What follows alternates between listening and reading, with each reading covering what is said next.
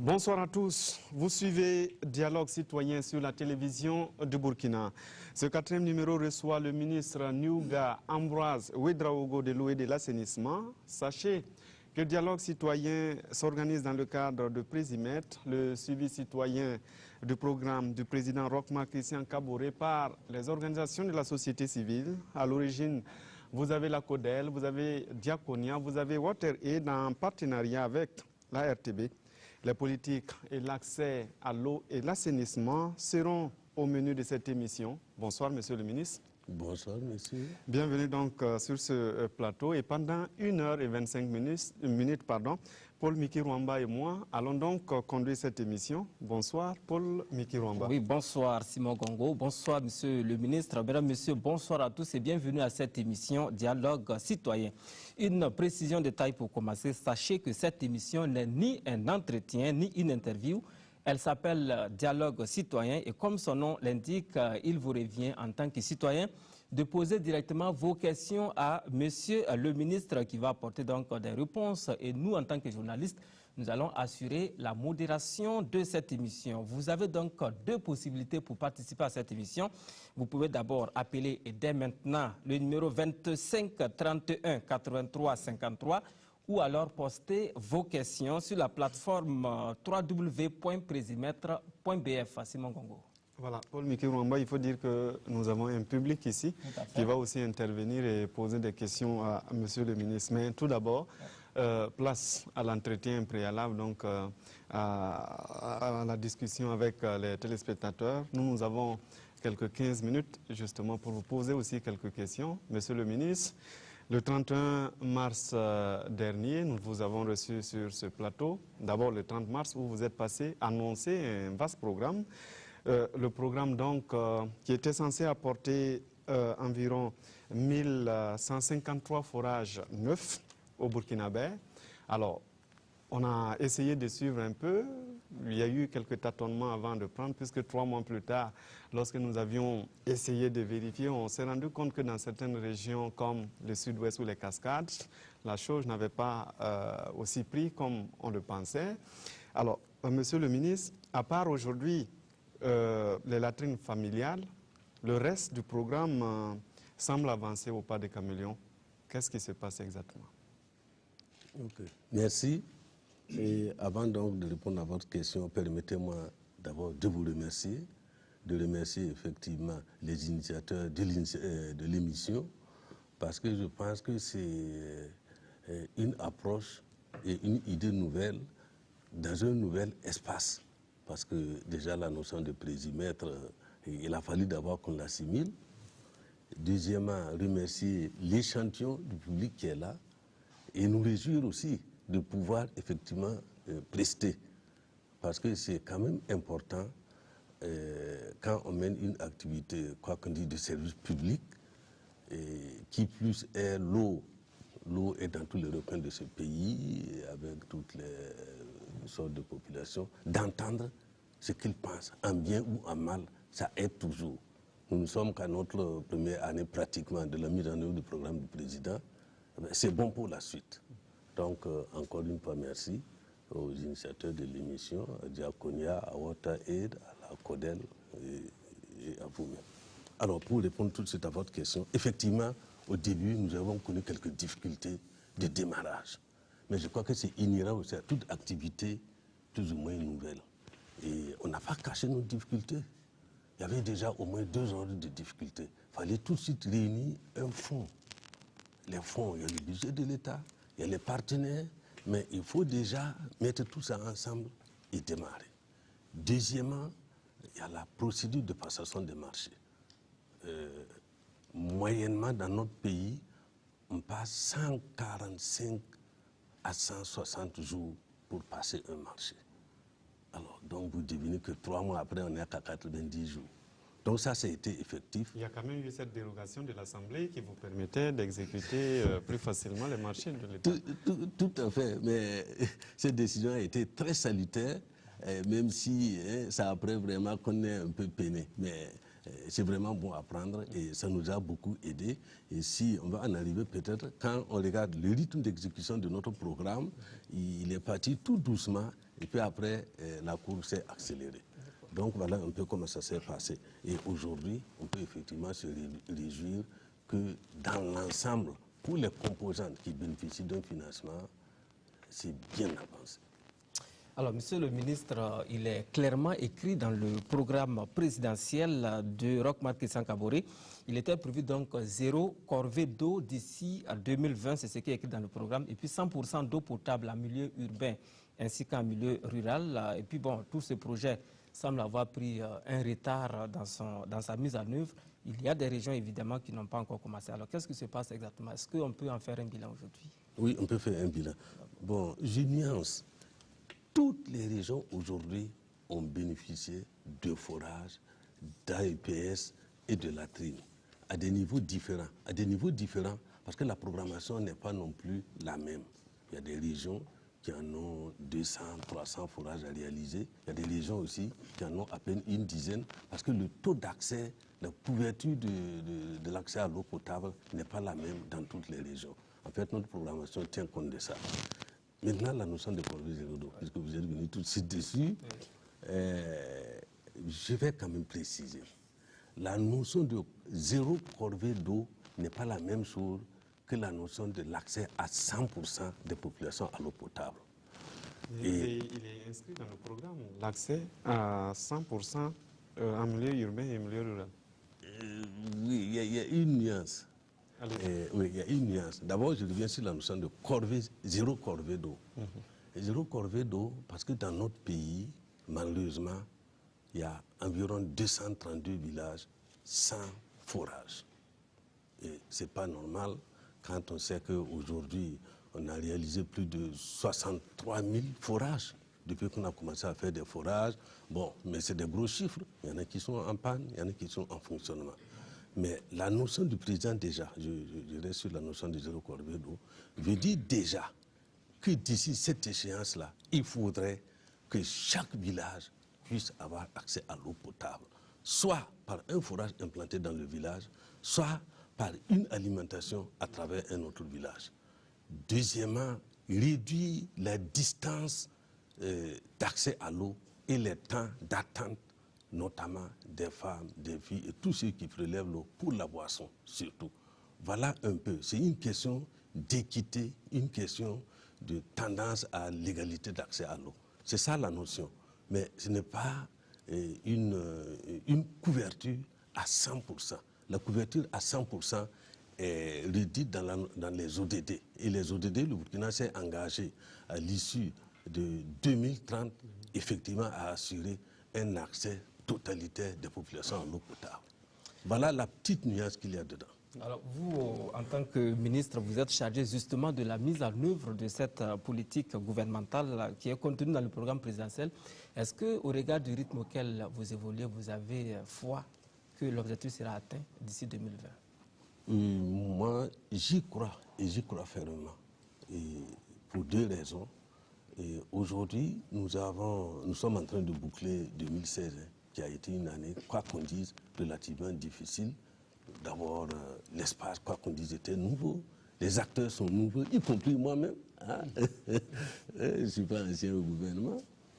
Et malgré ces difficultés, et avec vraiment la prédisposition des acteurs, ça il faut le dire. Qui sont ces acteurs? Ben, moi je suis un membre du gouvernement, mais le gouvernement c'est une entité. Il y a eu beaucoup de compréhension de la part du gouvernement tout entier, même si je suis un membre. Il y a eu une compréhension de la part de nos partenaires techniques et financiers. Il y a eu aussi un accompagnement des populations, parce que vous savez, ils sont importants, et particulièrement des ONG. Les ONG et la société civile, dans le secteur de l'eau potable, ils interviennent pour plus de 60%. Ça nous a permis aujourd'hui d'être en moyenne, je dis bien en moyenne, à 76% d'exécution globale de la composante eau et assainissement. Et nous pensons, d'après nos simulations, le 31 décembre, on sera entre 90 et 95%. Je ne sais pas ce que ça vaut comme note sur 20, mais voilà un peu nos projections. Il faut dire que dans beaucoup d'endroits, notamment en milieu rural, en milieu urbain, pardon, la situation aussi très souvent en moins même de 50% de réalisation dans beaucoup de localités.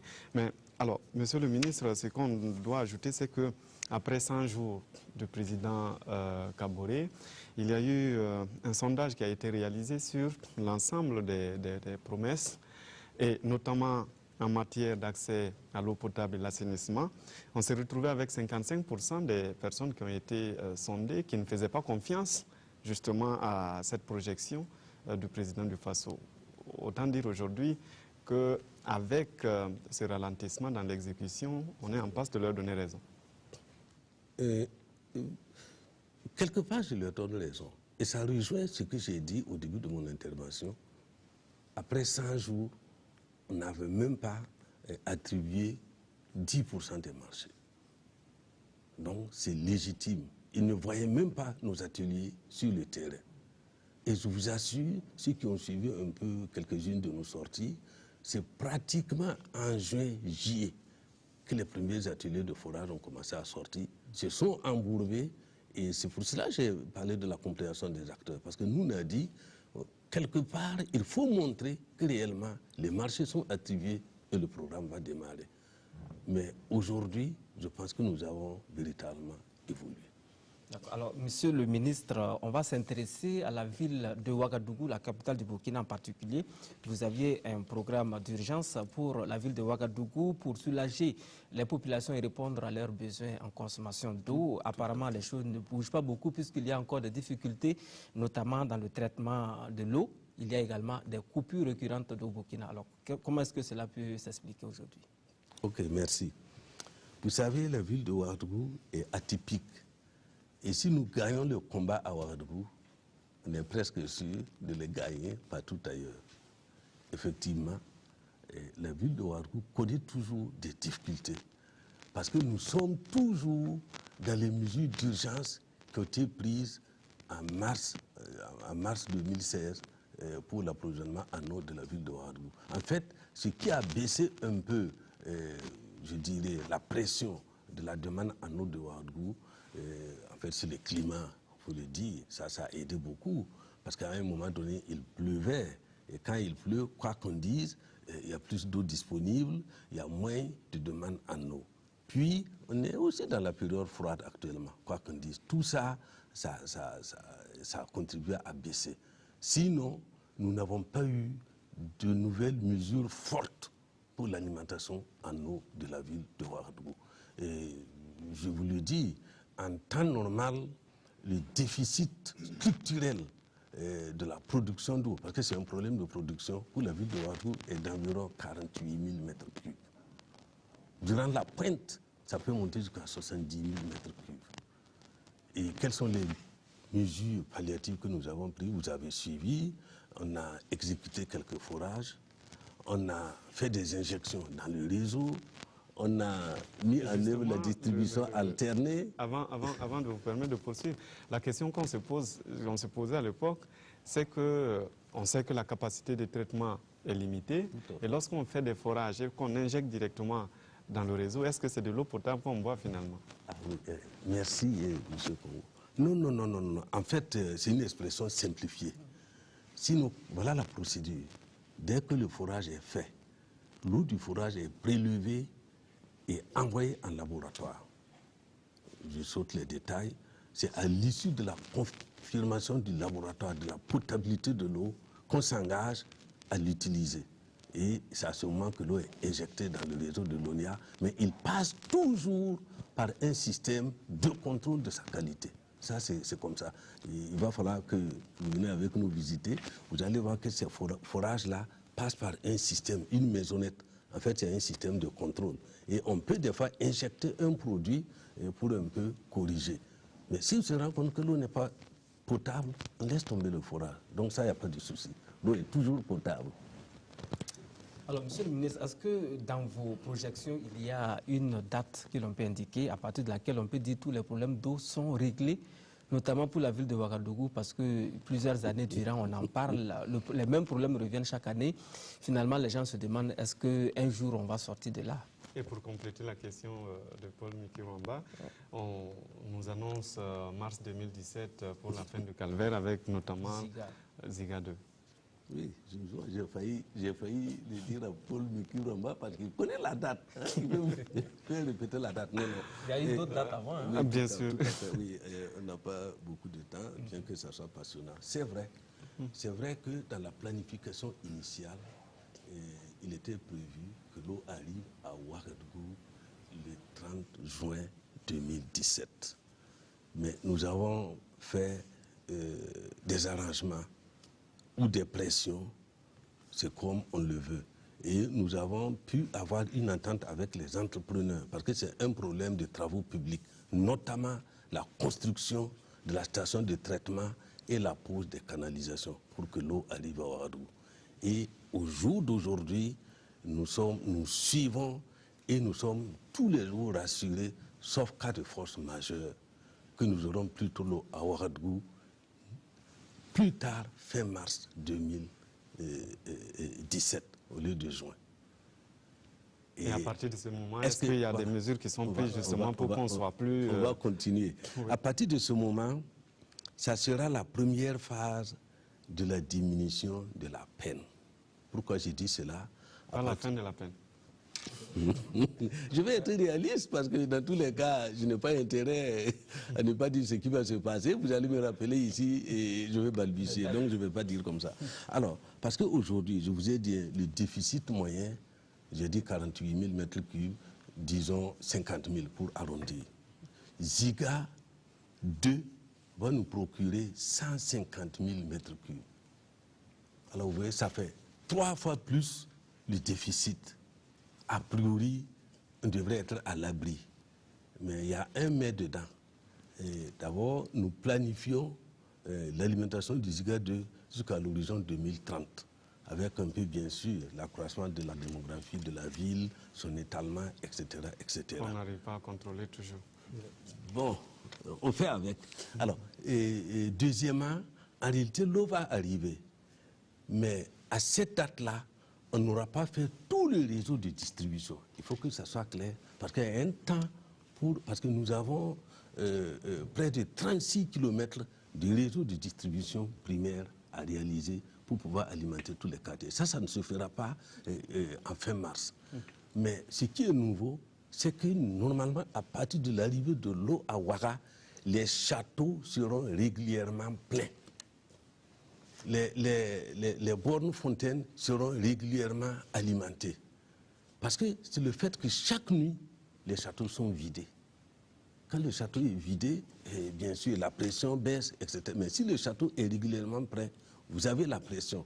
Et si les bornes fontaines sont alimentées, les domiciles sont alimentés, quoi qu'on dise, ça va avoir un impact positif sur l'accès à l'eau au niveau de la ville de Ouagadougou. En plus de cela, nous sommes engagés. On est en train de faire toujours des forages. Et dans l'immédiat, il y a 73 forages qui sont en cours d'exécution. Donc, nous pensons que toutes ces actions conjuguées devraient amener, je suis tenté de dire, le calme quant à l'accès de l'eau à Ouagadougou. Alors, Monsieur le ministre, on va s'intéresser à présent à un volet assez important de votre département. Il s'agit de la question de l'assainissement, qui constitue aussi un casse-tête chinois pour les populations burkinabées. Alors, le 19 novembre dernier, journée internationale des toilettes, vous y étiez dans la province de la Sicile, vous avez donc commémoré cette journée. D'abord, est-ce qu'aujourd'hui, on peut dire qu'est-ce que les populations doivent attendre de vous, de votre département en termes d'assainissement? Ok, merci pour cette question. Parce que je vais commencer par une anecdote que j'ai même déjà donnée parce qu'on m'a déjà interpellé à l'Assemblée. En fait, le problème de l'assainissement, c'est un problème de perception et de vision. Et l'anecdote que je donne souvent, les populations, surtout rurales, elles sont prédisposées à se retrouver ensemble et creuser un puits de 20 mètres pour accéder à l'eau potable. Mais ils acceptent difficilement de se retrouver pour creuser une latrine de 2 mètres. D'autant plus qu'il y a la nature qui accueille tout. Ça, c'est pour les SAMO. Je crois qu'il n'y en a pas dans l'assistance. Oui, mais cela veut dire que couramment, on pense qu'on peut trouver une solution aux besoins d'assainissement. Et par contre, on ne peut pas trouver une solution alternative aux besoins d'eau potable. Ça fait que nous sommes confrontés donc à une sorte de trilogie. Il faut réaliser ces ouvrages. Il faut que ces ouvrages soient acceptés. Parce que vous pouvez réaliser la latrine et personne n'y va dedans. Et il faut aussi que ces ouvrages soient entretenus. Parce que vous le savez, beaucoup le savent. Moi, c'est vrai, je n'ai pas beaucoup de grands frères dans la salle, mais regardez Yalato. Il y a eu un moment, que ce soit Yalato ou que ce soit le marché Rodowoko, où les latrines, vous ne pouvez pas accéder. À 20 mètres, vous êtes obligé de vous boucher les narines. Parce qu'effectivement, quand ce n'est pas bien compris, on pense que c'est un endroit sale. Il y en a qui... Non. Beaucoup savent que normalement, les toilettes doivent être propres. Les toilettes doivent sentir bon. Hein, déjà qu'on ne va pas faire des choses faciles là-bas, on devrait quand même trouver une ambiance. Et beaucoup travaillent à ça, je suis sûr. Hein, surtout les dames y veillent. Ça c'est clair, hein, les femmes veillent aux toilettes. Donc oui, donc c'est une question préoccupante dans la mesure où le taux d'accès est très faible. Aujourd'hui, globalement, dans notre pays, on est entre 18% et 34% d'accès à l'assainissement. Bon, alors qu'il y a ce qu'on appelle le péril fécal. Parce qu'on pense qu'on s'en débarrasse. Mais ça vous rejoint là où vous êtes. Deuxièmement, on parlait même des Ziga. Nous allons convoyer 150 000 mètres cubes d'eau dans la ville. C'est autant d'eau en matière d'assainissement qu'il faut traiter, sur lesquels il faut veiller. Donc, je suis d'accord avec vous. C'est une grande préoccupation. Et heureusement, nous avons beaucoup de partenaires engagés. Les populations aussi, on les engage. Peut-être qu'on va en parler plus tard, parce que nous associons vraiment les communautés. Nous associons les services décentralisés pour pouvoir effectivement assimiler à la question de l'assainissement. Nous avons instauré même des prix, ce qu'on appelle les villages de fin de défécation à l'air libre, pour effectivement motiver. Sauf que dans cette motivation, Paul Mikirwamba, il y avait, au cours de la cérémonie, vous aviez, on va dire, des soutiens. Les Kolwego notamment, qui se sont engagés à aider justement dans cette lutte-là. Mais on connaît les méthodes de ces gens. Contre la défécation à l'air libre, on va préciser. Est-ce que vous êtes partant pour une telle méthode? Ah oui, je suis doublement partant. Mais pas... Bon, vous êtes partant qu'on cueille quelqu'un qui... Attendez, je vais arriver. Non, je suis pas... Non, je suis partant... Vous connaissez les méthodes attendez. Je suis partant pour le principe. Je ne vais pas revenir sur les détails. Je l'ai dit en une phrase. Si vous déféquez à l'air libre, ce que vous avez laissé vous rejoint à la maison. Que ce soit par l'air, que ce soit par les ruissellements de l'eau, que ce soit... Attendez, que ce soit par les animaux ou vous-même, ça vous rejoint. Donc, il ne faut pas déféquer à l'air libre. Ça, il n'y a rien à faire. Maintenant, nous avons nos approches.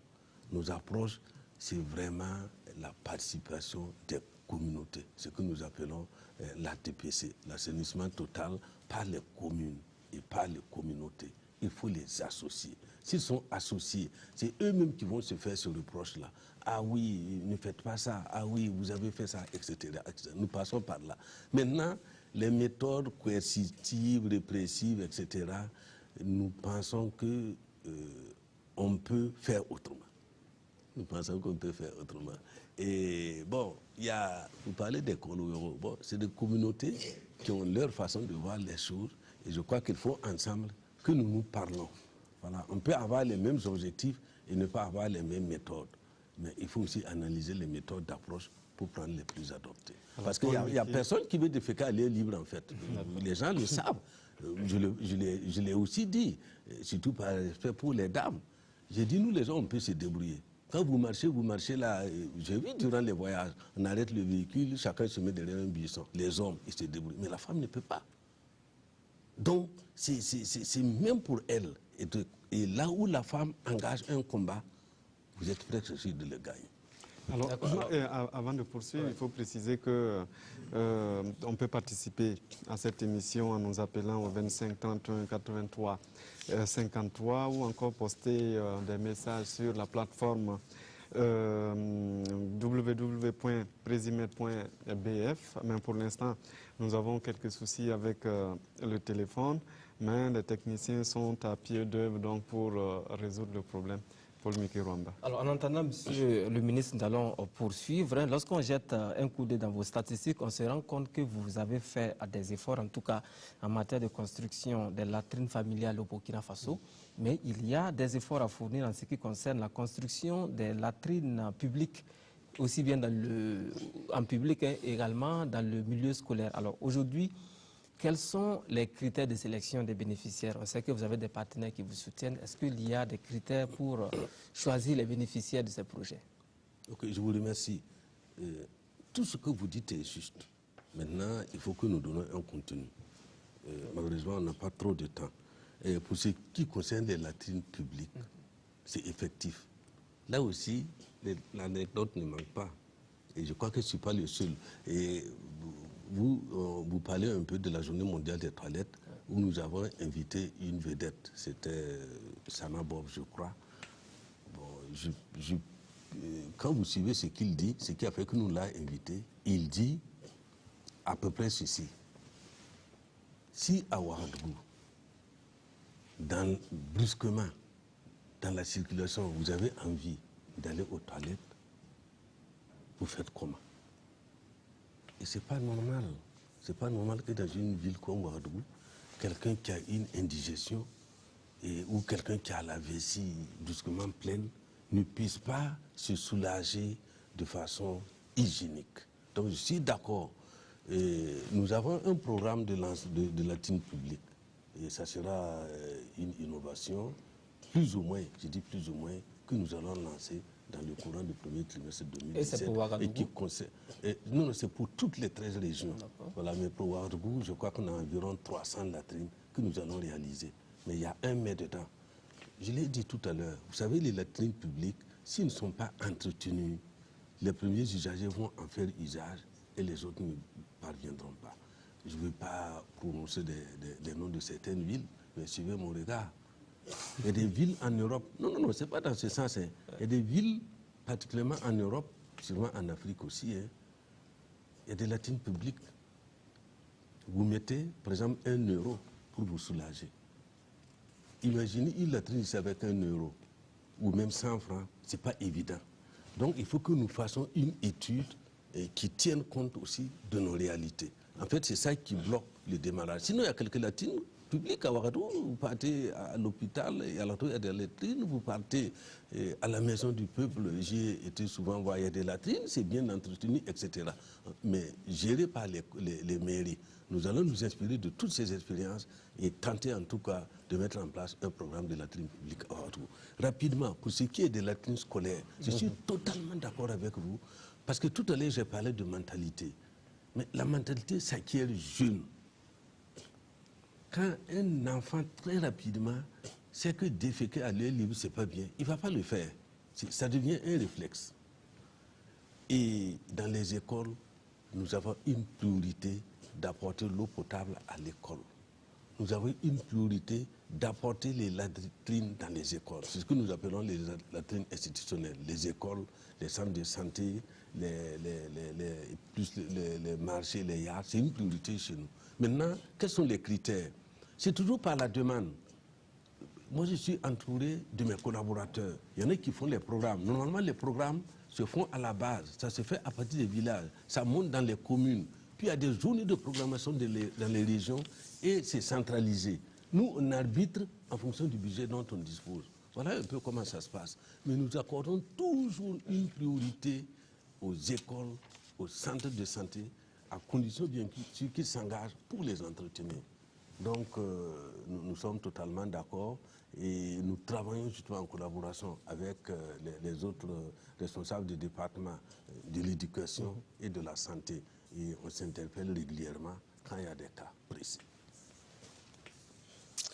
Alors nous allons donc, si vous le permettez, Monsieur le ministre, passer aux questions du public présent dans cette salle pour cette émission. Nous allons commencer par la question de Madame Justine Parkouda. Elle est de l'Association des femmes eau et assainissement. Alors Madame Justine Parkouda, vous avez la parole. Merci. La corvée de l'eau est un fardeau qui repose sur les épaules de la femme et de la jeune fille. Et cependant, elles sont quasiment absentes aux instances de prise de décision dans le domaine de l'eau et de l'assainissement, tant au niveau communal qu'au niveau régional. Voilà. Monsieur le ministre, quelles sont les mesures d'accompagnement qui seront prises pour une meilleure représentation de la femme dans ces instances? Merci. Monsieur le ministre, heureusement qu'elles sont présentes ici ce soir. Ok, merci madame. Ce que vous dites est juste à moitié. Parce que dans les instances de décision, le département de l'eau est une instance de décision. Je n'ai pas fait le décompte, mais au niveau du ministère de l'eau et de l'assainissement, nous avons plus de 60% de directrices régionaux, de directrices généraux. Je ne vais pas faire d'autres commentaires. Et je crois que j'ai souvent été applaudi par ceux qui aiment la chose. Mais il faut que tout le monde soit à la hauteur. Voilà, non, oui. Mais c'est pour cela que je dis à moitié. Mais au niveau, effectivement, déconcentré, il y a un problème. On va tous travailler à cela. Aidez-nous à trouver la solution. Sinon, on est disposé. Parce que, vous savez, au niveau déconcentré, ça passe par les élus. Il faut qu'ils élisent beaucoup de femmes pour qu'elles puissent effectivement animer. Oui, mais c'est vrai, ce n'est pas des nominations. Au niveau des communes, c'est ça. Au niveau des régions, c'est pareil. Le conseil régional, c'est formé d'élus. C'est formé d'élus, etc. Je crois que c'est à ce niveau le problème. Sinon, au niveau villageois, là, les femmes sont impliquées. Les femmes sont impliquées au niveau villageois. Mais là, je suis d'accord, ce n'est pas au niveau décisionnel.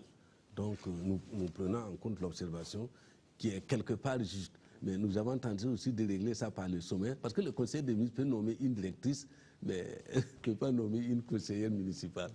Oui, mais dans le cadre de ce projet, monsieur le ministre, est-ce que lorsque, par exemple, vous arrivez dans un village, vous voulez installer un forage, est-ce qu'il vous arrive de rencontrer peut-être la communauté des femmes pour prendre leurs préoccupations en compte avant de faire ces forages-là?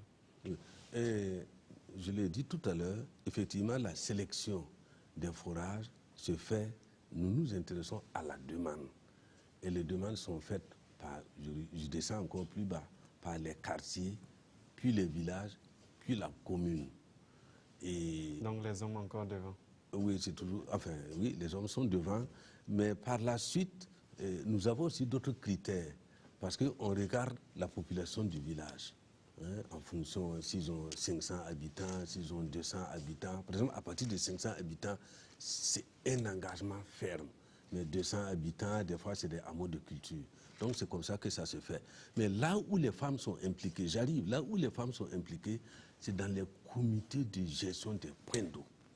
Là, nous insistons pour que dans le bureau du comité de points d'eau, il y ait toujours et toujours une femme. C'est un peu comme la gestion donc, des bonnes fontaines. Généralement, on fait la discrimination positive. Les femmes sont positives, sont prioritaires. C'est-à-dire que quand il y a des candidates femmes, sauf s'il y a d'autres problèmes, elles sont prioritaires. C'est notre manière aussi, effectivement, d'associer ces femmes parce qu'elles vivent réellement la corvée. Ça, personne ne peut nous nier ça. C'est ça un peu comment nous on fait. Alors, mais on va y veiller. Madame Parcoda, est-elle satisfaite ou elle a besoin de relancer? Voilà. Donc, merci madame. On va passer donc à la question suivante. On reste toujours avec le public présent dans ce studio. Cette fois-ci, nous allons prendre la question de M. Patrick Djabou de l'Association des étudiants en médecine. Sa question concerne le volet changement climatique. Monsieur Patrick Djabou, vous avez la parole pour votre question. Okay. Bonsoir à tous. Merci à Monsieur le ministre. Nous remarquons qu'avec la COP22 qui s'est tenue tout récemment et aussi les objectifs de développement durable, vraiment, surtout l'objectif 6 qui stipule qu'il faut garantir l'accès de tous à l'eau et l'assainissement et assurer une gestion durable des ressources en eau. Voilà. Je voudrais savoir, Monsieur le ministre, quelles sont les actions concrètes qui sont entreprises au sein de votre département pour garantir vraiment l'accès à l'eau potable et surtout la gestion des ressources durables, surtout dans le contexte du changement climatique. Monsieur le ministre, Ok. pour Oui, la réponse. oui, merci. Effectivement, vous faites bien de le dire parce que nous rentrons de la COP 22. Et la grande problématique pour les pays en développement est au niveau justement des conditionnalités d'accès de ce qu'on appelle le fonds vert de la COP 22 d'environ 100 milliards de dollars par an. La grande question, c'est les conditions d'accès à ces fonds pour ce qui est de la COP. Je souris parce que ceux qui étaient à la COP m'a même donné, comment on appelle ça? C'est pas un prix, j'ai oublié, un brevet là-bas. Vous savez, ce brevet-là, c'est quoi? La part du crapaud. Ah oui? Oui, ah oui. Et qu'est-ce que ça veut dire, la part du crapaud? Beaucoup de ça, je demandé au grand frère. Non, mais bon, rapidement, j'ai eu à animer un panel avec les partenaires financiers et avec les, quoi qu'on dise, les grands tenanciers du Fonds vert. Et avec aussi, il y avait 12 ministres africains. Bon, pour un peu déprendre l'atmosphère, j'ai dit, vous savez, la question du Fonds vert, chez nous, c'est ce qu'on appelle la part du crapaud. On veut partager le butin, on est obligé de donner au crapaud sa part, mais on ne veut pas qu'il accède à sa part. Qu'est-ce qu'on fait? On prend, on met sur l'arbre. Il va faire quoi? Je vous assure que les gens ont compris tout de suite. Hein? Vous savez, quand on parle de capture de carbone, quand on parle d'atténuation, mais nous, on ne peut pas atténuer. Nous, on ne peut que nous adapter. Parce que quand il faut faire des forêts galeries, évaluer un peu le carbone, etc., c'est difficile. Les conditionnalités qui sont posées nous causent des difficultés d'accès à ces fonds-là. Donc ça, c'est une question de principe. Mais on est vraiment là-dessus. Hein. C'est un tandem et c'est un combat des pays en développement. Donc, en résumé, nous disons, parce qu'au début, c'était 50% d'adaptation, 50% d'atténuation. Je ne sais pas s'il faut donner les détails de ce que ça veut dire. Allez-y, okay. Vous permettre au public de rapidement, comprendre. rapidement. Ça dit que l'adaptation, les changements climatiques, on n'y peut rien. Vous vous adaptez. On s'adapte comment? En réalisant, puisque vous parlez de durabilité, des ouvrages durables qui résistent au changement climatique. Vous vous adaptez en mettant en place des techniques et des politiques adéquates. Je prends rapidement le cas donc de l'agriculture. Vous allez mettre effectivement des semences à cycle court. Vous allez mettre en place des semences qui résistent aux sécheresses, aux points de sécheresse, qui résistent aux inondations, etc., etc. Vous allez construire des ponts avec un calcul de résistance aux inondations. Vous allez construire des maisons surélevées. C'est ça les changements climatiques. Nous, on peut s'adapter quand même, mais on ne peut pas atténuer les changements climatiques. Parce que les pays européens, les pays en développement, il y a les gaz carboniques qui s'échappent à travers les usines. Nous, on n'en a même pas. On nous dit de diminuer le taux d'émission des gaz. Nous, on n'en est même pas. On n'est même pas de gaz. Comment on va calculer pour nous? En fait, voilà, c'est ça le problème. Maintenant, quelle est notre politique en la matière? Au plan international, nous continuons la lutte parce qu'il y a une sorte de coalition, ce qu'on appelle la Voix de l'Afrique ou l'initiative africaine, pour un peu leur demander de revoir la péréquation entre l'adaptation et l'atténuation. Ça, c'est un dialogue qui se mène. Deuxièmement, au niveau national, si je prends le cas du Burkina, au niveau du Burkina, nous essayons, dans le secteur de l'eau potable et de l'assainissement, d'abord l'eau potable. Vous savez, l'eau potable, on parle beaucoup des forages, mais on a vu le cas de Ouaga. Ouaga est alimenté par un barrage. C'est de l'eau brute, ce qu'on appelle les eaux de surface. Donc, il faut construire des ouvrages de collecte des eaux de surface. Ces ouvrages-là, vous êtes obligés. Il y a des grands concepteurs ici. Suivez mon regard. Il y a un grand frère ici. C'est eux qui font les grandes conceptions. Ils sont obligés de regarder le dimensionnement de ces ouvrages-là pour se mettre un peu à l'abri de ce qu'on appelle des phénomènes extrêmes. Donc, soit des grandes crues, soit des grandes sécheresses. Mais ça rend les ouvrages chers. C'est-à-dire, au niveau d'un barrage, vous allez faire des grandes fondations, vous allez faire un déversoir de sécurité, etc., etc. Au niveau des canaux, des canaux qui drainent l'eau, là aussi, vous êtes obligé d'investir et d'investir.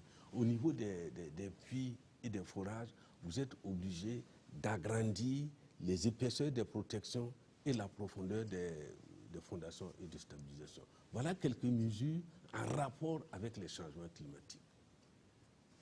Je ne sais pas si j'ai répondu à la question du jeune étudiant. Monsieur Diabou, c'est bon? Vous êtes satisfait de la réponse? Je suis satisfait, mais j'ai une petite question connexe Oui. en rapport avec surtout l'assainissement. Parce que quand on parle d'eau, oui. on parle de l'assainissement. Dans l'actualité sanitaire aujourd'hui au Burkina, on parle beaucoup de la dengue. Et en tant qu'étudiant en médecine, à l'hôpital, on rencontre beaucoup de patients qui manifestent la dengue.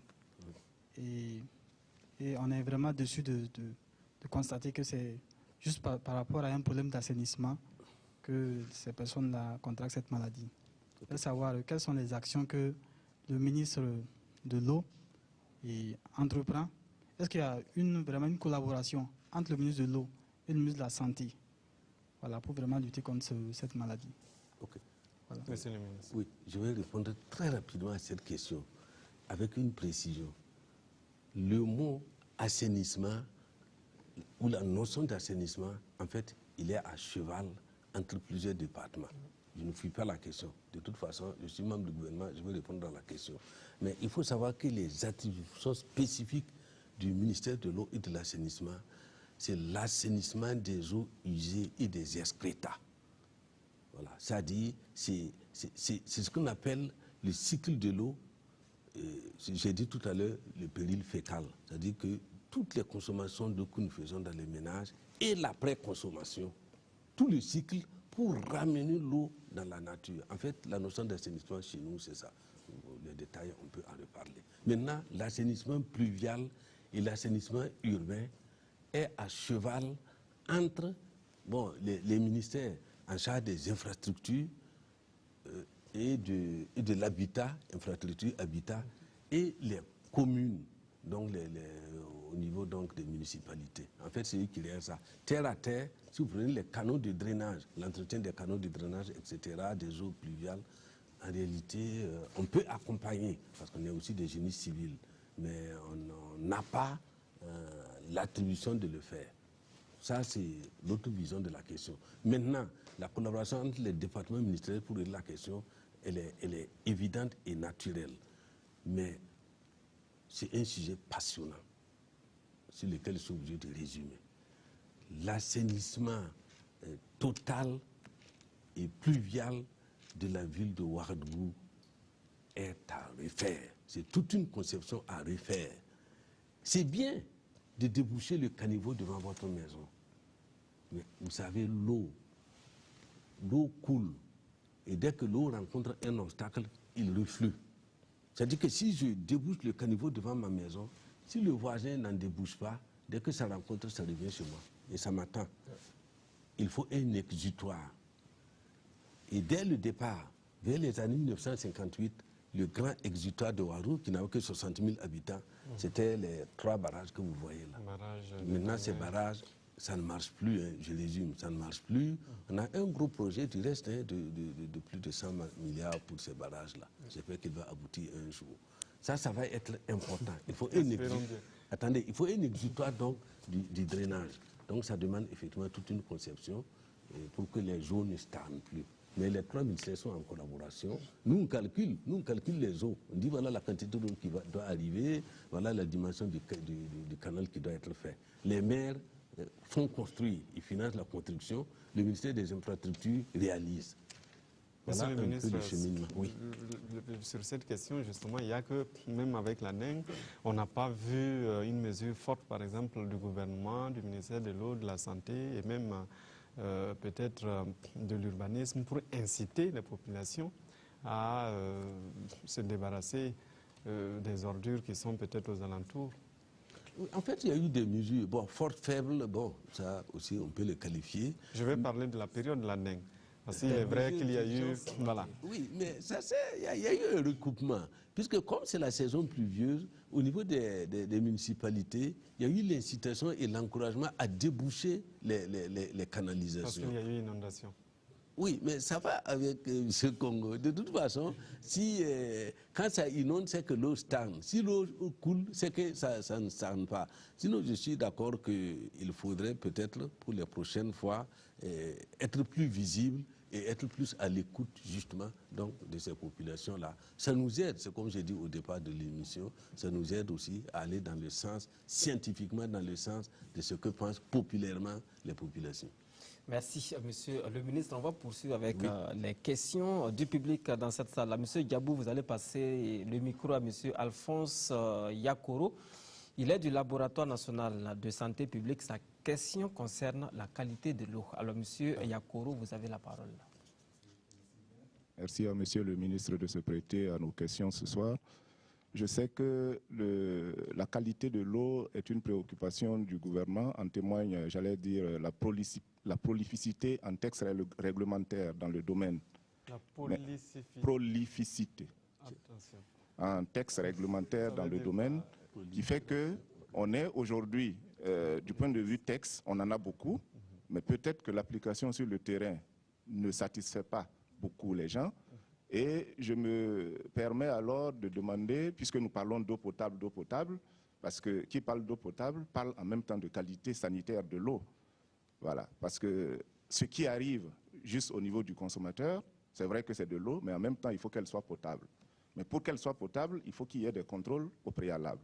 Alors, j'allais demander alors au ministre, dans ce contexte et dans une vision vraiment holistique, avec la synergie d'action qu'il y a au niveau du gouvernement, quelle est la stratégie en fait qui est mise en place pour en tout cas s'occuper de la qualité de l'eau qui arrive jusqu'au niveau du consommateur, depuis les eaux brutes dont il a parlé, les eaux souterraines, les eaux de surface, même les eaux de distribution des réseaux et autres, et même les eaux qui sont dans les forages directement, dans les villages ou même dans certains sites. J'irais même jusqu'à dire, même dans certaines écoles, dans certains centres de santé, l'eau potable en tant que telle, comment on s'assure de la qualité, puisque même quand on lave les mains, on parle de lavage de mains, on va utiliser de l'eau. Si l'eau en tant que telle n'est même pas de bonne qualité, même si on lave les mains et après qu'on se rince les mains, je crois qu'on n'a pas résolu vraiment le problème. Et ça fait une vraie préoccupation, je me mets à la place de la population, de savoir en tout cas que le gouvernement veille sur notre santé et de savoir également quelles sont en tout cas les stratégies qui sont mises en place pour en tout cas rassurer la population et que le gouvernement veille effectivement à garantir la qualité de cette eau. Et il faut même ajouter les eaux dites minérales qu'on distribue un peu partout. Monsieur le ministre, avant la réponse justement à cette question, il faut dire aux téléspectateurs qui continuent de nous appeler qu'on a malheureusement un problème technique que nous travaillons à résoudre d'un moment à l'autre. On espère qu'on pourra au cours de cette émission prendre le téléphone et les questions des internautes. Monsieur le ministre. Oui, et encore merci donc au monsieur du laboratoire. La question est intéressante. Je vais répondre en 3 étapes. Premièrement, vous avez parlé effectivement de la chaîne de traitement de l'eau. Pour ce qui est de la chaîne de traitement de l'eau, couramment, on parle de l'ONIA, notamment l'eau fournie par l'ONIA. Parce que je peux dire que ça, c'est l'eau publique, urbaine, parce que l'ONIA s'occupe de l'alimentation. Voilà. Cette eau, elle est potable, il n'y a rien à faire. Elle est potable, sauf vraiment en cas d'incident. C'est-à-dire il peut arriver que suite à des travaux, parce que ça aussi on le constate, quand il y a des travaux ou des coupures prolongées d'eau, si vous laissez votre robinet très longtemps sans l'ouvrir, une fois que vous l'ouvrez, vous avez une eau jaunâtre qui s'écoule. L'eau potable, dans sa définition, déjà, elle est incolore. Donc, dès que l'eau est jaune, nous ne la trouvons plus. Voilà. C'est ce que je vais dire. Mais je précise. Donc, la chaîne de traitement de l'eau fournie par l'ONIA, qui est l'eau publique, elle est potable rapidement pour 2 raisons. Il y a tout un process. Hein. Tout à l'heure, je parlais de stations donc, de traitement de l'eau. C'est un process universel et qui passe de la... Je vais parler en français facile. On a l'eau claire. Voilà, c'est la notion donc de floculation, décantation. On a l'eau claire. Mais une eau claire n'est pas nécessairement potable. Après, on la traite. Il y a un traitement bactérien par plusieurs méthodes. Puis, on met ce qu'on appelle le chlore résidu, enfin, du chlore dedans. Bon, de toute façon, vous êtes un spécialiste, moi je parle pour les autres. Voilà. On met du Surtout pour la population. Voilà, merci. On met du chlore dedans. Et le chlore, couramment appelé l'eau de Javel. Vous savez, l'eau de Javel a beaucoup de propriétés aseptiques. J'aime ouvrir des parenthèses, et je sais que tout le monde a vécu ça. Vous savez, des fois, moi je vais chez le coiffeur, il prend les ciseaux, il prend de l'alcool, il met. Je suis désolé, l'alcool ne tue pas le microbe. L'alcool, il l'immobilise. Je dis c'est de l'eau de Javel qu'il faut mettre. En moi, je dis oui. Mettez l'eau de Javel, 20 minutes après, c'est stérilisé. Donc, on met en français facile, on met de l'eau de Javel dans l'eau après traitement. Et c'est calculé au fur et à mesure qu'il y a des bactéries qui sont éliminées, la quantité d'eau de Javel diminue. Et en ouvrant votre robinet, vous devriez sentir encore un peu de chlore. Ce n'est pas pour vous que je parle, puisque vous le savez. Mais monsieur le ministre, il y a des moments où vous vous levez le matin, vous ouvrez votre robinet, vous avez pratiquement de l'eau boueuse, l'eau blanchâtre. Ouais. Donc ça veut dire que c'est l'eau de Javel qu'on boit. Non, on ne boit pas l'eau de Javel. Non, ça c'est ce que j'appelle des incidents. C'est des incidents du circuit, de manipulation. Je peux expliquer à peu près ce que c'est. Mais parce que comme vous ne nous avez pas accordé 2 heures, ça veut dire que... Non, donc... Allez-y, justement. Oui. Donc cette chaîne-là, nous avons la garantie que l'eau est potable. Et au niveau de l'ONIA, peut-être qu'on va inviter de temps en temps, parce que ça fait partie aussi, il faut que de temps en temps, des gens puissent avoir des portes ouvertes pour aller voir. Le laboratoire de l'ONIA, bon, je ne connais pas la fréquence, mais dans la journée, il prélève au moins 2 fois l'eau pour vérifier sa potabilité. Au moins 2 fois. Et je vous assure que ça garantit la potabilité de l'eau. J'ai dit que je vais répondre en 3 séquences. La deuxième séquence, c'est l'eau souterraine. C'est ce que j'ai dit tout à l'heure. Ce que vous avez dit, que ce soit dans les écoles, les maternités, dans les villages. Ça, c'est de l'eau souterraine. L'eau souterraine, c'est au départ qu'on regarde sa potabilité. Il y a des eaux souterraines qui sont, de par les caractéristiques de l'eau et de la nature de la roche traversée, qui sont potables naturellement. Vous savez, quand on parle des eaux minérales, les eaux de source en Europe, elles sont prélevées sans traitement. C'est juste le captage qu'on organise pour ne pas polluer l'eau de source. Sinon, on ne traite pas. Une fois que vous mettez un produit chimique dedans, c'est même plus de l'eau de source. Je ferme cette parenthèse. Donc, ça, il n'y a aucun problème. Par exemple, il y a un certain nombre de roches. Dès que les fissurations, l'eau vient de là-bas, elle est potable éternellement. Il y a par contre des forages où l'eau a besoin d'une collection. Ce type de forage, l'eau passe nécessairement par un château d'eau.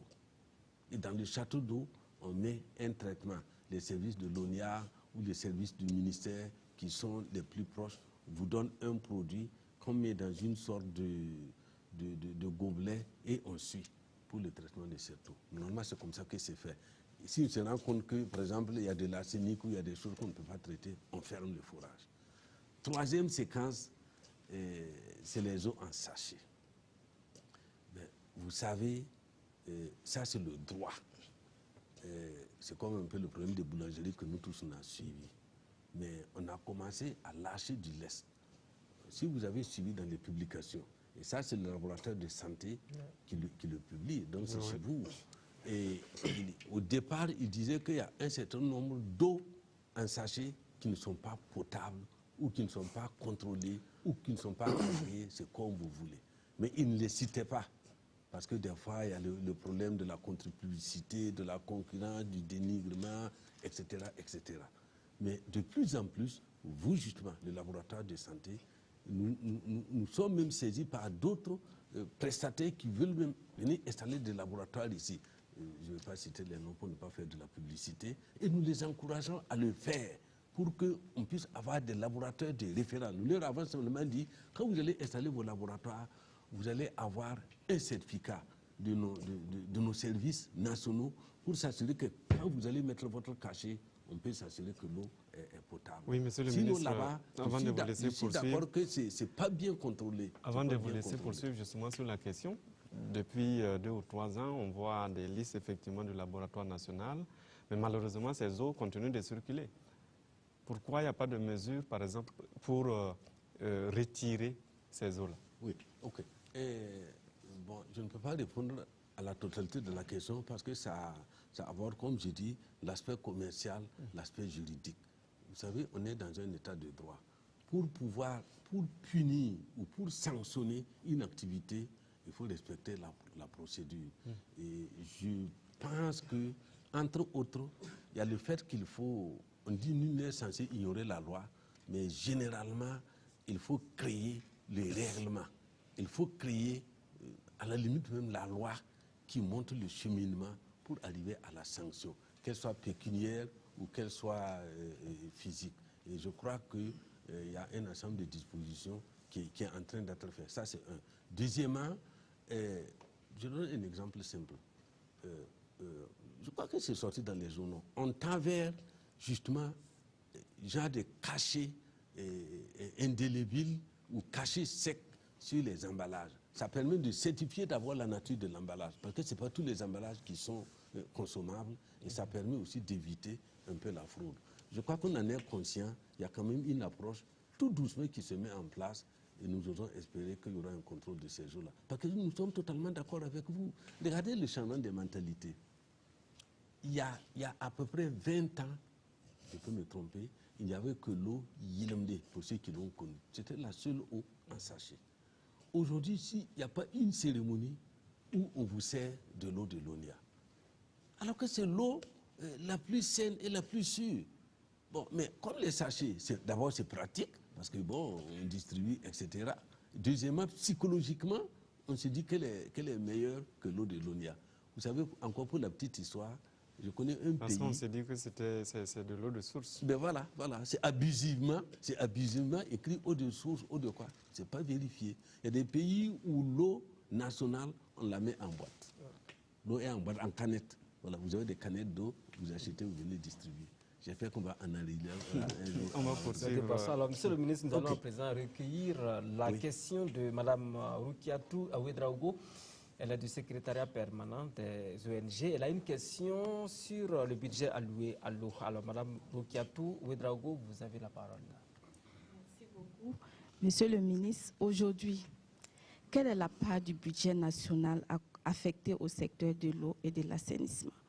Vous l'avez un peu dit parce que vous avez noté que 60% des financements proviennent des ONG et des partenaires techniques et financiers, alors que nous savons aujourd'hui les défis de mobilisation de ressources. Donc, qu'est-ce qui est vraiment fait pour augmenter la part nationale de contribution à ces secteurs-là?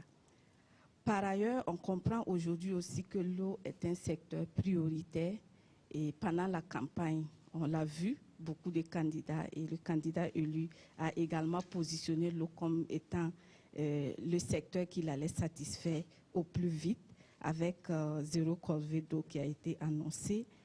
Et malheureusement, on note également des problèmes de consommation, même des ressources. Et en tant que société civile, dans nos actions de plaidoyer, nous sommes confrontés souvent à ces affirmations. Bon, vos pays n'arrivent pas à consommer et vous continuez de demander plus de ressources pour ces pays. Donc, 0 corvée d'eau, pour moi, c'est aussi 0 franc de CFA des bailleurs retournés. Et qu'est-ce qui est fait par votre ministère pour assurer cela? Et d'autre part, c'est aussi, vous l'avez noté, aujourd'hui, on peut dire quand même que les ONG, la société civile ont une grande capacité. Qu'est-ce qui est prévu par votre ministère pour mettre ces acteurs-là au cœur et pour assurer qu'aucun franc ne retournera chez les bailleurs? Merci beaucoup. Monsieur le ministre, pour la réponse. Okay. On va aller rapidement parce qu'on est pris par le temps. Oui, ok, on va aller rapidement. Votre question est très dense. Et effectivement, le secteur de l'eau, en tout cas, ce n'est pas moi qui dirais le contraire. C'est la première priorité, en tout cas pour moi et l'ensemble de ceux qui animent donc, le secteur. Moi, je parle du secteur, je ne parle même pas du département. Parce que le secteur est vraiment très diversifié.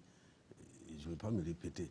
Les ONG sont avec nous, la société civile est avec nous, des privés sont avec nous, etc. Et au niveau national, je parle vraiment du secteur globalement, et je prends le cadre du budget 2017, il il n'est pas totalement adopté. Donc c'est un projet de budget. Et aujourd'hui, on a entre 80 et 143 milliards de programmes budgétaires pour le secteur de l'eau. C'est beaucoup parce que cette année, en 2016, on avait à peine les 2 tiers. Donc il y a eu à peu près 1 tiers d'augmentation de notre budget. Et ça rejoint directement votre deuxième préoccupation. Effectivement, c'est bien d'augmenter les budgets alloués, mais c'est encore mieux de les consommer. Que ce soit nos propres budgets, ou le budget des ONG, ou le budget des partenaires techniques et financiers à travers l'appui budgétaire sectoriel, l'ABS. Nous sommes totalement d'accord pour ça. Maintenant, qu'est-ce qu'on a pris comme disposition? Nous avons pris 2 dispositions. Quand je dis nous, c'est le gouvernement et aussi le Parlement, puisqu'on a glissé vers le Parlement. Effectivement, au niveau du gouvernement, à un moment donné, nous avons senti tellement le goulot d'étranglement parce qu'on décaissait en moyenne 40%. Et des fois moins, mais en moyenne 40%. Je reconnais que ce n'est pas normal d'être dans le besoin, qu'on mette l'argent à votre disposition et que vous ne puissiez pas utiliser cet argent et que la demande en ouvrage existe. C'est un paradoxe. Voilà. Donc le gouvernement a proposé d'abord un projet de loi intérimaire qui court sur 6 mois. C'est comme ça que la loi a été votée, qui permet un allègement des procédures d'attribution des marchés. Parce que c'est véritablement là-bas que ça coinçait. Ceux qui sont du secteur savent que le secteur de l'eau, les ouvrages hydrauliques, se réalisent hors saison des pluies. Reprenez mon chronogramme. Si en janvier, le budget est mis en place, s'il vous faut, je ne sais pas moi, 140 jours, c'est combien? 140 divisé par... S'il vous faut 4 mois pour passer le marché, né en janvier, février, mars, avril, et que la saison des pluies arrive en juin, vous n'avez plus de temps pour réaliser des ouvrages. Et aujourd'hui, avec le texte qui a été adopté, en 45 jours, nous passons un marché. Et ils ont revu les enveloppes. Pourquoi ne pas le faire en 2 semaines, en 10 jours?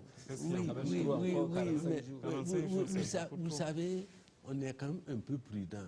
Parce que si, dans le processus d'attribution des marchés, on ne donne pas un délai pour que ceux qui ne sont pas d'accord se plaignent, si on ne donne pas un délai de publication des offres de marché, quelque part, ça peut jouer sur la gouvernance. En fait, la contrainte, elle est là. Hein. Sinon, on peut enfermer les commissions qui vont travailler, mais on veut quand même améliorer la gouvernance en donnant un délai aux uns aux autres pour se préparer. C'est la seule chose. Deuxièmement, oui, donc en 45 jours, on peut passer un marché. Deuxième mesure, dans le cadre donc, de cette loi-là, moi, ministre sectoriel, par le passé, je peux me tromper sur les chiffres, mais je ne pouvais pas signer un marché de plus de 5 millions. Après, il est passé à 25 millions. Aujourd'hui, même un marché de 1 milliard, moi, je signe. Ça, c'est une innovation. Parce que entre la signature du ministre de l'eau que je suis et celui du ministre des Finances, vous pouvez aussi, parce que ça passe par les services techniques, vous pouvez être facilement 1 mois. Ceux qui ont travaillé dans l'administration le savent. Donc ça a permis vraiment de passer rapidement les marchés. Et enfin, le gouvernement vient d'anticiper. Le gouvernement a autorisé d'engager déjà les consultations pour anticiper sur le budget 2017. Une mesure qui n'existait pas, c'est la première fois. Et enfin, nous avons encore déposé un projet de loi définitif maintenant sur la table du Parlement qui va peut-être, s'il passe en 2017, nous pensons qu'on sentira une grande amélioration dans le taux de décaissement. Alors, Monsieur le ministre, on va aller rapidement parce que nous sommes pris par le temps. Ah, d'accord. On annonce un téléspectateur au téléphone. Comme c'est la première fois qu'on prend le téléspectateur, je préfère qu'on y aille. D'accord. Voilà. Okay. Oui, donc si la régie est prête, je pense qu'on va prendre le téléspectateur qui nous appelle au téléphone.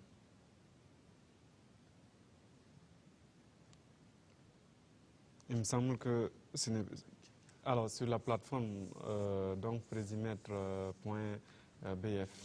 nous allons lire ensemble la question du téléspectateur.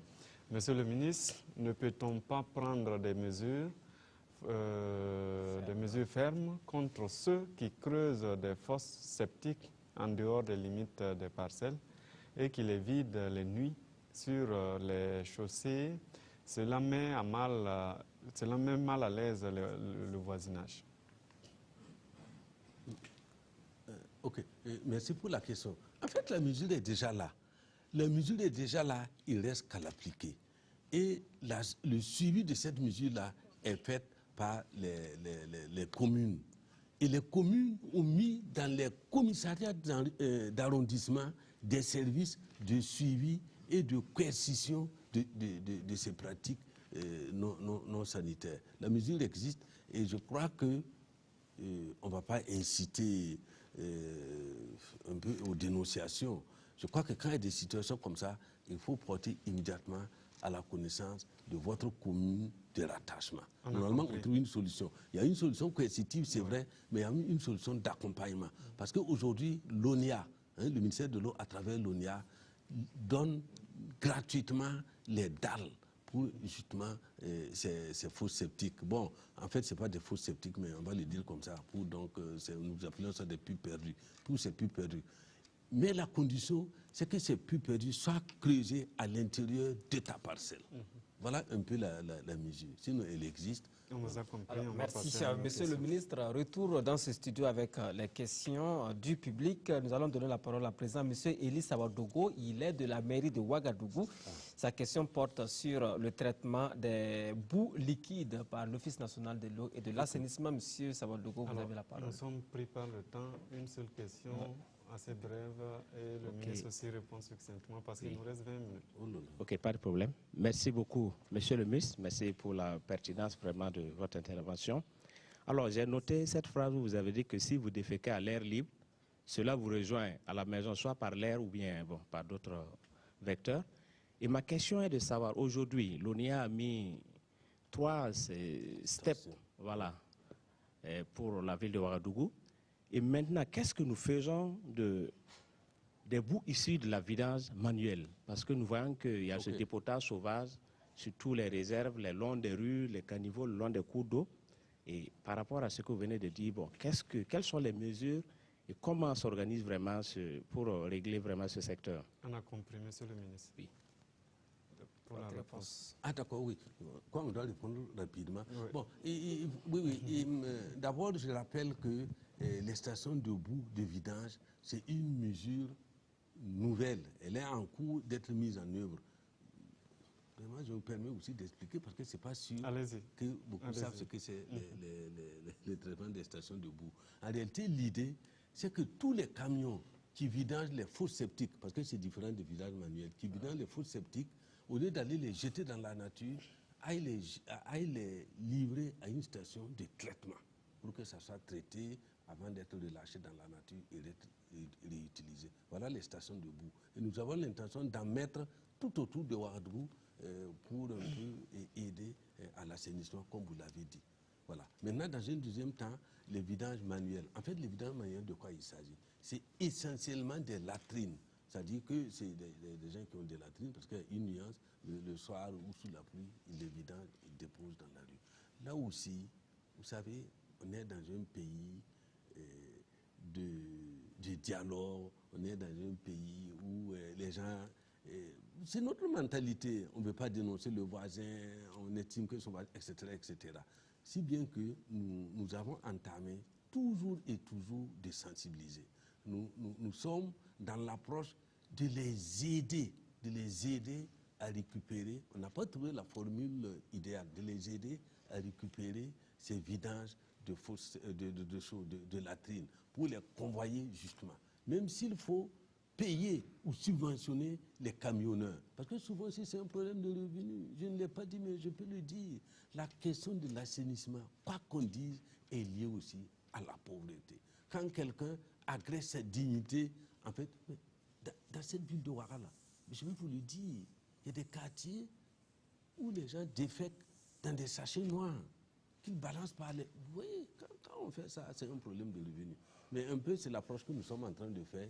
Il est plus ou moins envisagé d'aider ces personnes-là à évacuer les excrétants. Merci, Alors, Monsieur le ministre. À présent, la question de M. Dieudonné Nikema. Il est le directeur général de BERA. Le BERA, c'est le Bureau d'études et de recherche appliquées. Il a une question sur le suivi de la qualité de l'eau après réception des pompes. Monsieur Nikema, vous avez la parole. Assez succinctement. Voilà. Monsieur le ministre l'a dit tout de suite, parlant de la qualité des eaux. Bon, les eaux étaient par l'ONEA, la qualité est bonne. Au niveau des communes, nous avons également les AEPS. Il y a les stations en fait, disons, il y a un processus de traitement aussi à ce niveau-là, ne serait-ce que les chlorations et autres.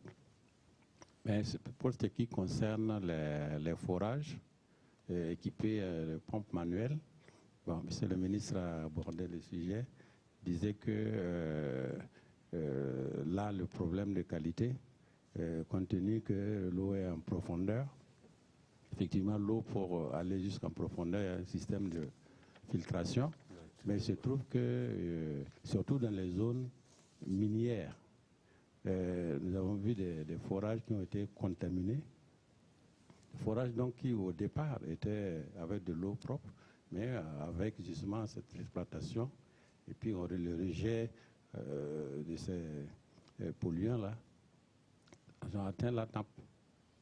Alors à ce moment, est-ce qu'au niveau, au moins au niveau de ces zones, est-ce qu'un dispositif de suivi de la qualité de ces zones ne serait pas nécessaire? Monsieur le ministre, Okay. les zones minières notamment. Merci. Je remercie M. Nikema pour sa question. Je suis tenté de dire que j'ai du mal à répondre à M. Nikema parce que c'est les monuments de l'eau comme ça.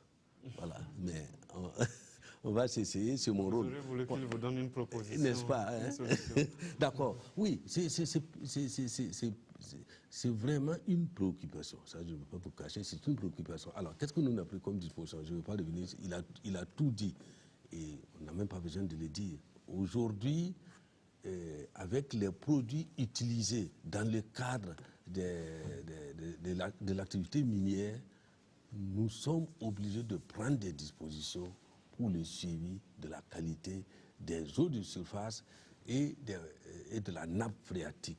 Et de ce point de vue, il y a au niveau donc du service de la gestion intégrée des ressources en eau, on est en train de déployer ce qu'on appelle la police de l'eau. Certains ont commencé donc à prêter serment qui vont être au niveau et des sites miniers et des sites d'eau de surface, c'est-à-dire les barrages et les lacs, et rattacher et travailler avec donc les communes et les hauts commissariats pour effectivement suivre tout ce qui est activité pouvant contribuer à la pollution de l'eau.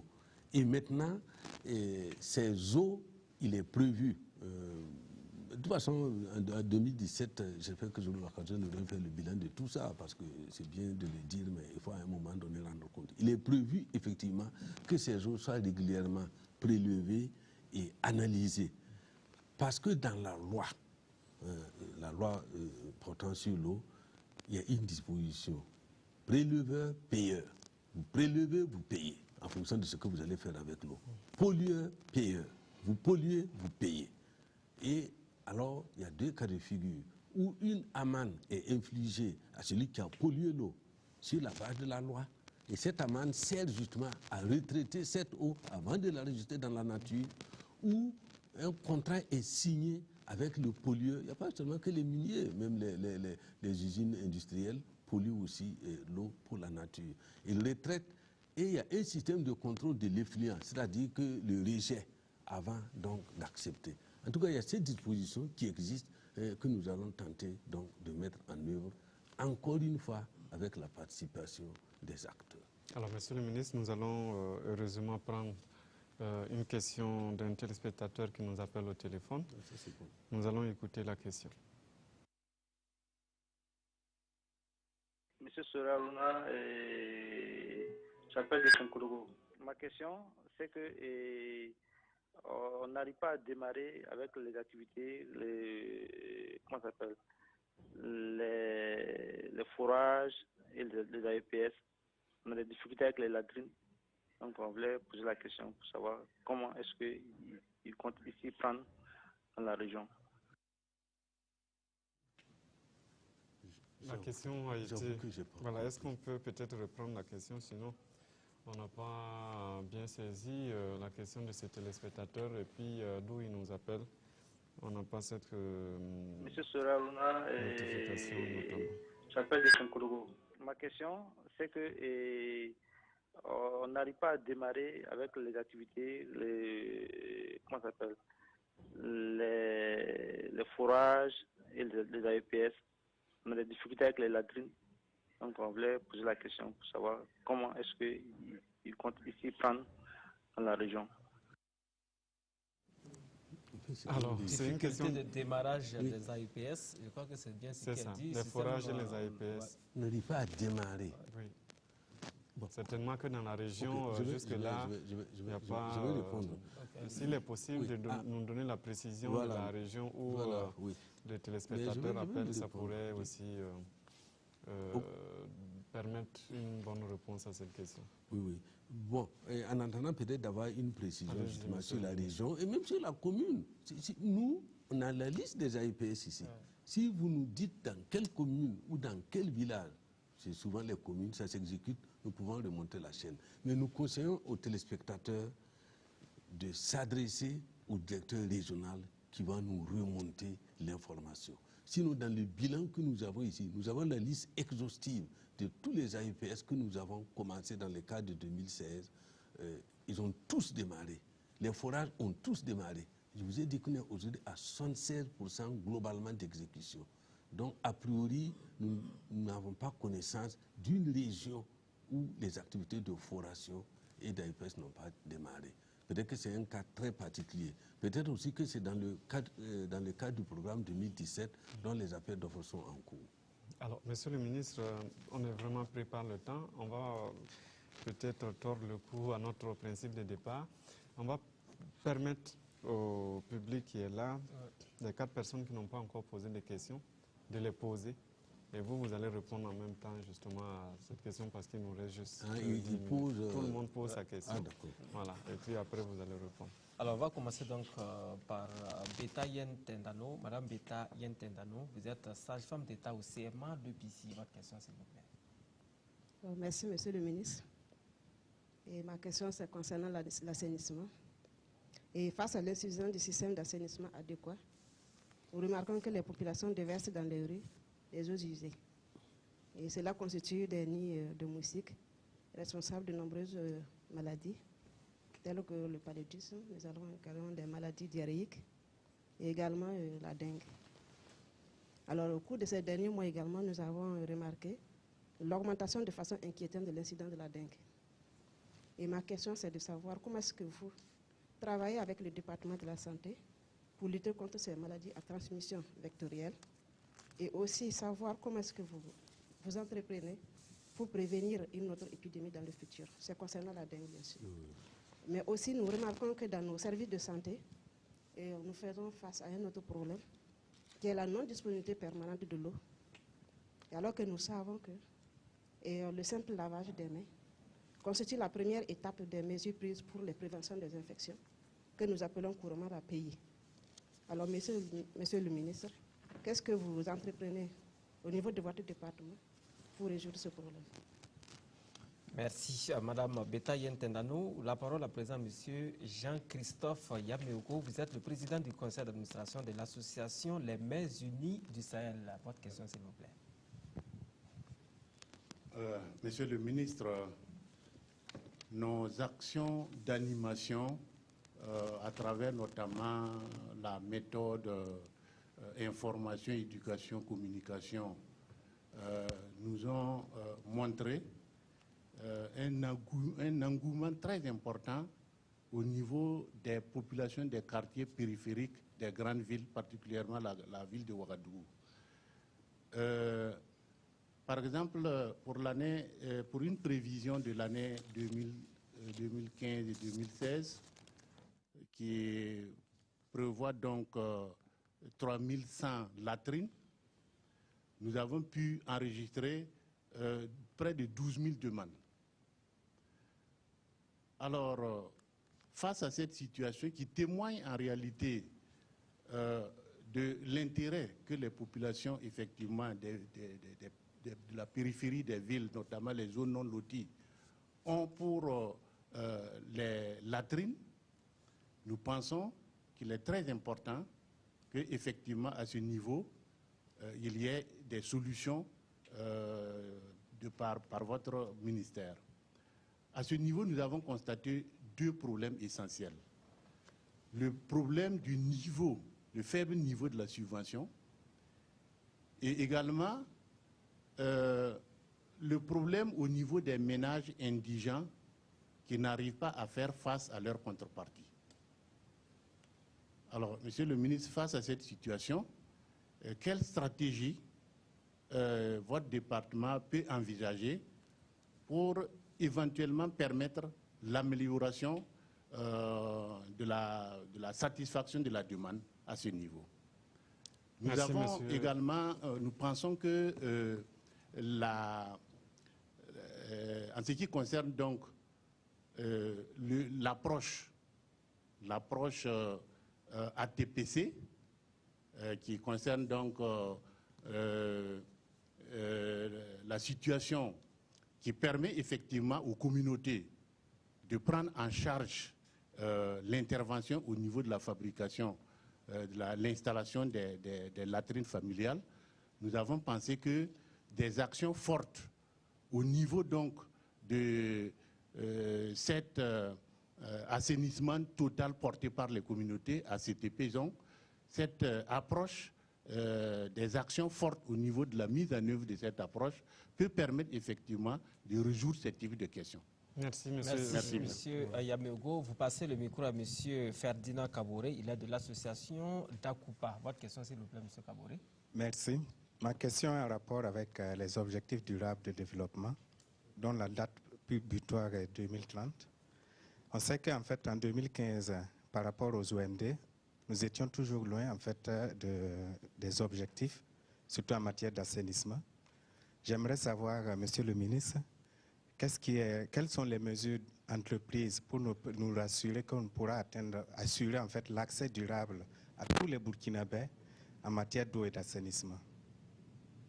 Merci, monsieur Kaboré de l'association d'Akupa. Et pour terminer, monsieur Seydou Ouedraogo, vous êtes secrétaire exécutif du cadre de concertation des ONG actives en éducation de base. Votre question concerne donc l'assainissement dans le secteur de l'éducation. Allez-y. Oui, merci. Je me permettrai un petit commentaire d'abord. Pendant toute la discussion, je n'ai pas eu le sentiment que la question de l'accès à l'eau potable et à l'assainissement est considérée comme un droit. Parce que le ministre l'a dit, ils réagissent sur des demandes. À partir de ce moment-là, est-ce qu'on n'oublie pas un peu la responsabilité constitutionnelle de l'État de servir ces droits-là à tous les citoyens? Ensuite, c'est demander, il l'a dit également, au niveau de l'école, la question de l'eau et de l'assainissement est une priorité. Est-ce qu'aujourd'hui, il peut nous dire à peu près quel est le taux de couverture en milieu scolaire en matière d'eau et d'assainissement? Et enfin, c'est un appel que je veux lancer. J'imagine que ce taux est assez bas. En tout cas, il n'est pas à 100%. Et pour moi, il est urgent de mettre l'accent sur la mise à disposition de latrines et d'eau potable dans les écoles pour plusieurs raisons. Le ministre l'a dit, on apprend très jeune. Et si on n'a pas appris à ce moment-là, il y a de fortes chances qu'on grandisse sans véritablement intégrer ces réflexes. Ensuite, il y a les cantines. Les enfants mangent, s'il n'y a pas d'eau potable, comment ils se lavent les mains, comment les plats sont entretenus. Et pire, il y a des filles dans les écoles qui ont besoin de latrines, quelquefois séparées au mieux, séparées en tout cas, et d'eau, parce qu'elles ne sont pas dans les mêmes conditions que les garçons. Il y a des filles, nous avons des cas où des filles ont abandonné parce que chaque mois, à la période de leurs règles, elles sont obligées de rentrer à la maison parce qu'elles ne peuvent pas se nettoyer proprement et retourner en classe. Donc pour toutes ces raisons, je crois qu'il y a urgence à véritablement avoir un programme spécifique en matière d'eau et de latrines, enfin d'assainissement en milieu scolaire. Et maintenant, la dernière question, je reviens, quel est le dispositif qui existe entre le ministère de l'eau et celui de l'éducation pour justement assurer un suivi régulier de ce qui se fait en matière d'eau et d'assainissement. Monsieur le ministre, vous aurez 3 minutes pour répondre à ces questions. Attendez. On est en fin d'émission. Oui. Ok. Aïe. Bon, Vous avez la parole. No comment. Bon, ok. Je ne vais pas reprendre les questions. Pour ce qui est donc de l'assainissement au niveau donc des centres de santé, je vais coupler certaines réponses et puis au niveau des centres de santé et au niveau des écoles, je retourne la question et je retourne l'appel. Le ministère de l'eau et de l'assainissement est disposé, accorde la priorité de réalisation de ces ouvrages. Il y a un mais dedans. Il peut arriver 2 cas. Madame, je ne sais pas si elle est dans la ville de Ouara ou si c'est en milieu rural. Quand c'est dans la ville de Ouara, a priori, il n'y a pas de raison que vous n'ayez pas d'eau. Allez au segment de Pissi. En Pissi, oui. Il n'y a pas de raison que vous n'ayez pas d'eau, sauf si c'est tout le quartier qui n'a pas d'eau. Et si c'est spécifiquement chez vous qu'il n'y a pas d'eau, interpellez-nous. Nous venons régler ça en urgence. Parce que sinon, c'est aberrant. Voilà, ça, je suis totalement d'accord. On est prêt à recevoir l'appel pour voir. Mais si c'est tout le quartier qui n'a pas d'eau, c'est compliqué. Ça reviendra donc à vous fournir un système autonome, notamment par un forage. Voilà, donc ça, c'est rapidement ça. Sinon, c'est une préoccupation. Justement, pour les écoles, le ministre de l'Éducation nationale et moi, nous recevons chaque année, bon, je ne vais pas avoir la prétention d'avoir les chiffres, mais vous savez, c'est un entretien qui devrait avoir une suite. Hein? Il y a des personnes ici à qui j'ai dit non, faites-moi ceci. Je suis disposé, donc sinon ça n'a pas d'intérêt. Chaque année, le MENA nous fait la liste de ces écoles sans eau ou sans latrine et nous réalisons. Rassurez-vous aussi, les latrines sont séparées. C'est toujours... c'est pas... Enfin, comment je dis ça encore? Il y a garçons et il y a filles. C'est obligé, c'est totalement obligé. Et les... Comment vous appelez ça encore? Ouais, les nouvelles écoles, il y a un nom pour ça. Non, le complexe, c'est le complexe scolaire. Les complexes scolaires aujourd'hui, la condition de l'approvisionnement en eau est obligatoire. C'est comme le logement. Voilà. Maintenant, c'est à nous de voir. Parce que des fois, on peut ne pas trouver un forage dans l'école. Voilà. Mais s'il y a un AEPS, on les alimente. C'est la seule difficulté. Sinon, tout ce que vous avez dit est tellement pertinent qu'on ne peut même pas revenir dessus. Et donc, c'est ça. Hein. Chaque année, nous recevons la liste. Et dès qu'il y a un nouveau complexe, ils intègrent ça carrément même dans le financement donc, du complexe. Pour ce qui est de la TPC, je vois que c'est une question de professionnel. Vous savez, c'est compliqué. Tout simplement, dans les approches, c'est un essai qui peut évoluer. Et nous, je crois qu'on est tous ensemble pour pouvoir faire évoluer. Il peut y avoir des cas précis qu'on traite aussi de façon précise. Mais vous connaissez aussi les mentalités dans nos pays. Dès que vous dites que vous les faites totalement gratuitement, tout le monde est indigent. Voilà. Deuxièmement, il faudrait qu'on ait l'engagement de l'entretien de la latrine. Une latrine mal entretenue, à la limite, ça ne sert à rien. Ce que tu devais faire dehors, tu vas le faire chez toi et ça va donner le même résultat. Donc je suis d'accord, je suis totalement d'accord, parce qu'il se trouve que la contribution, parce que la contribution en gros c'est quoi? C'est la fosse. La fosse, ça c'est la main d'œuvre, on peut la creuser. Puis il faut construire, etc., etc.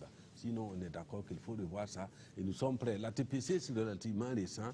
Et je crois qu'on est prêt à faire une évaluation. Et dans le cadre donc, du dialogue sectoriel avec les partenaires, c'est des questions qu'on peut aborder pour évoluer. Parce que vous êtes plus sur le terrain que nous. Tout ce que vous avez dit est juste. Effectivement, au niveau des quartiers périphériques à Ouaka, il y a un fort engouement. Voilà, il faudrait qu'on regarde ensemble parce que ça participe aussi à la couverture. Parce que si c'est comme Madame l'a dit tout à l'heure, il faut bien qu'on dépense donc les sommes qui sont allouées à ça. Les ménages indigents, j'ai dit, et les ODD. Oui, les ODD, la question aussi, les ODD, c'est là. Les ODD, d'abord les OMD. Les OMD, acceptez que le Burkina a été félicité pour donc l'atteinte des OMD au niveau de l'eau potable en milieu urbain. On est à 65%, entre une cible de 60%, je crois. Mais en assainissement, non, on n'est pas allé loin, on est à 12%. Mais je l'ai souvent dit, on ne doit pas se comparer aux mauvais élèves. Mais dans la sous-région, on est pratiquement deuxième. Et en Afrique, je n'aime pas citer les noms des pays, il y a 1 ou 2 pays qui ont pu atteindre même 30%. Je ne vais pas citer les noms, ce n'est pas décent. Mais maintenant, au niveau des ODD, quels sont les engagements? Il y a 2 engagements. Déjà, c'est les budgets alloués. Parce qu'effectivement, les budgets ont été pratiquement multipliés par 3. Ça, c'est un premier engagement. Le deuxième engagement, c'est les espaces. Un exemple simple. Au niveau du ministère de l'eau et de l'assainissement, nous étions seulement déconcentrés en région. Aujourd'hui, l'organigramme du ministère nous déconcentre jusqu'au niveau des provinces. Et nous avons l'intention de mettre un point focal dans chaque commune. Si nous arrivons à mettre ça en place, nous pensons qu'au niveau de l'assainissement, on donne plus de chances, en tout cas, d'être plus proche des populations, de répondre plus directement à leurs besoins. Voilà un peu quelques innovations dans le cadre de l'atteinte des ODD. Le droit, attendez, juste le droit. Vous savez, le fait d'avoir inscrit l'accès à l'eau et à l'assainissement dans le droit du Burkina comme on appelle ça, un droit faisant partie des droits humains, a été applaudi au plan international. Et à partir du moment où c'est dans la Constitution, c'est la loi fondamentale, nous avons effectivement cette obligation. On s'entoure uniquement des conditions de durabilité. Je ne peux plus donner 2. Je donne juste un exemple.